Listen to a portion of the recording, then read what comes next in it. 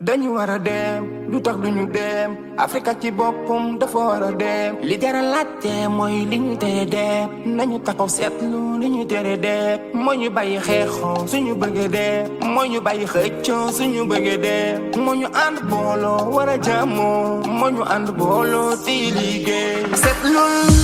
Afrika di ñàkkul dara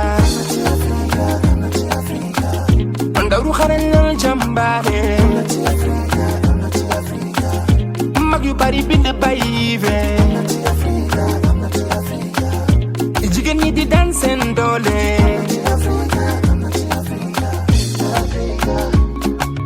Afrique bi ñu soxla ñun ñoo koy liggéey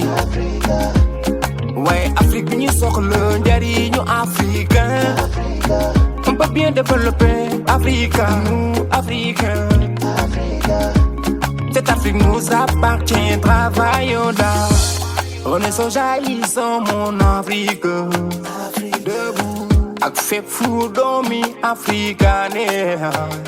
jot na nañu def suñu wareef rek waay dundu mbalaat mi ñu ñun sopp suñu loxo yi ci gëstu doomi Afrika fa mën a nekk jot na l'art la culture l'élevage l'agriculture le commerce l'emploi Afrika kon jot na seetlul Afrika di ñàkkul dara ndaw xarañ lool jàmbaare mag yu bari bind bàyyi jigéen ñi di daan seen doole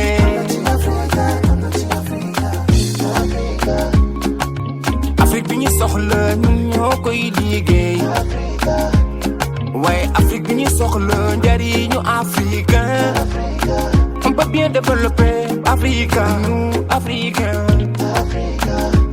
cette Afrique nous appartient travaillons là li ñu bëgg mooy koom-koom bu wér te woo jëm ci jàmm ak wér gi yaram jàngum xale yi ndol jeex xiif jeex xeex jeex seet am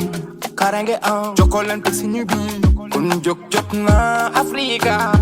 dañu war a dem lu tax duñu dem Afrika ci boppam dafa war a dem li dara laajte mooy li ñu tere dem nañu taxaw seetlu li ñu tere dem moo ñu bàyyi xeexoo suñu bëggee dem moo ñu bàyyi xëccoo suñu bëggee dem moo ñu ànd booloo war a jàmmoo moo ñu ànd booloo di liggéey seetlul Afrika di ñàkkul dara ndaw xarañ lool jàmbaare mag yu bari bind bàyyi jigéen ñi di daan seen doole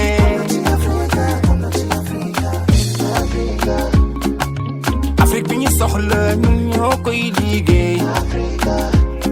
waaye Afrique bi ñu soxla njariñu africain on peut bien développer Africa nous africains cette Afrique nous appartient travaillons là